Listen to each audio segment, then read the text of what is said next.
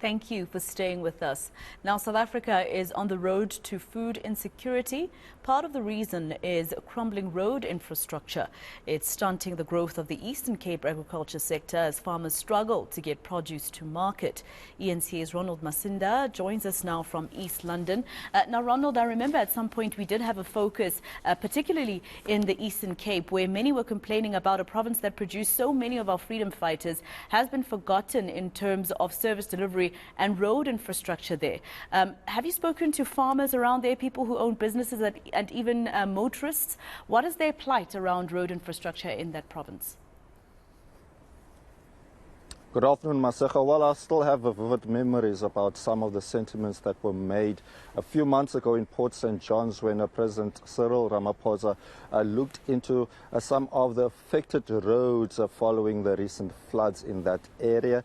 And one person was taking the president around there, described the roads as old, and that the last time that those roads were fixed, it was during the time of the Matanzimas of this world. But what I can tell you is that there are a lot of work being done in some certain areas, especially important roads in the Eastern Cape. But the concerns are with issues faced in suburbs, townships and in rural areas where many communities feel that not enough work is being done. I am joined by the Eastern Cape Transport spokesperson, Unati Bingosi, to tell us more. Unati, thank you so much for your time. Now, much of our focus today is on the issue of food security around the roads that a lot of the trucks we see on a daily basis when they commute to and from big retailers or farms and so forth.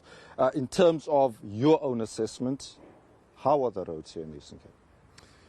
Look, when it comes to transport and infrastructure and food security, there is certainly a link there because it is an enabler for economic development. It provides access for people to markets. But of course, when it comes to infrastructure in the province, it's not quite where we would like it to be.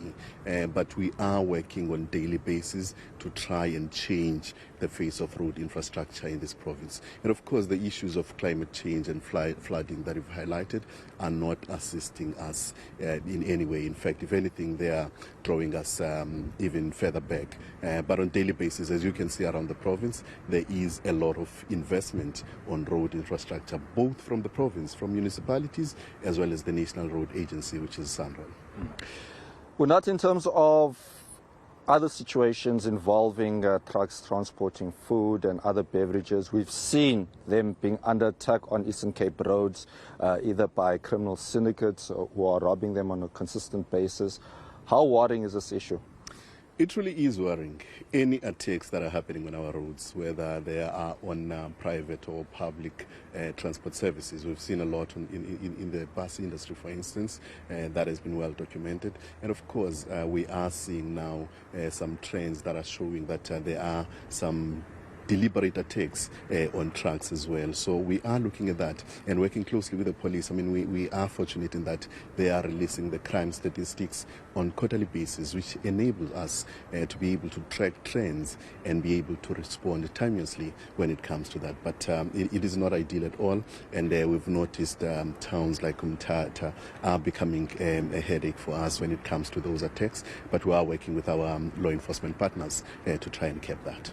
It seems like the issue of fixing rail has gone quiet here in the Eastern Cape, and I suppose some may say that with an effective rail system it will reduce some of the carnage we have seen on the roads, people being killed in car accidents, and some of the trucks, a lot of them actually being involved in these accidents.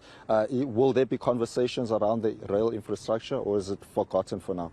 If I may add on that list, I mean, the trucks and the lot of trucks that I was seeing on the road are causing a lot of damage on the road infrastructure itself, leading to these potholes that are becoming a problem here. So the issue of rail has become a priority now. The MEC for Transport in the Eastern Cape, Mr. crumbling, has spoken very strongly against the need to revive rail in the province so as to offload some of the traffic that we're seeing on the roads.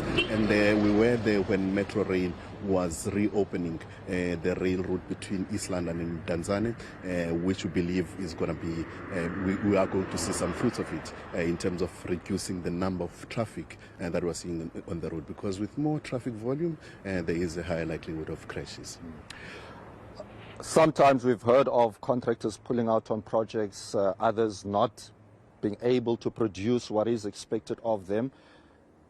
Is this worrying for the department? Because it seems like we are hearing more of this. In fact, earlier on we went to an area where a road has been destroyed a year after it was fixed. It must be, if I can cite an example, there's a road between Bendane and Buttermouth.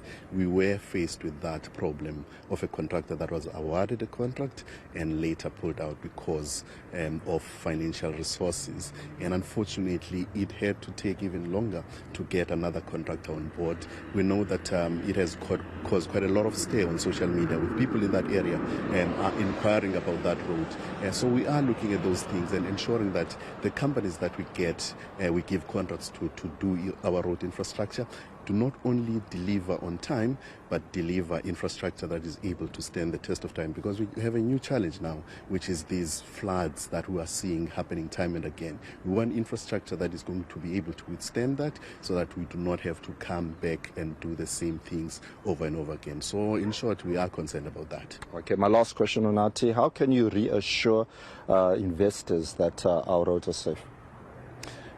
Look, we are working very hard. People, it doesn't take long. I mean, you can see driving around the Eastern Cape that a lot is being done. And of course, we are calling on those businesses to come on board as well and work with us to try and improve the road infrastructure. The reality is that the will is there, but unfortunately, we have a serious problem when it comes to the availability of funds. So we'll welcome any partnership that we can get to improve the road infrastructure. All right, thank you very much indeed. That was Unati Pingose, the Eastern Cape Transport Department's spokesperson. And just to come quickly to your question earlier on, Maseko, with regards to farmers being impacted, we also managed to speak to a member of the CPF who says that they've been inundated with calls from farmers who are worried about the state of Eastern Cape roads. So it's back to you for now.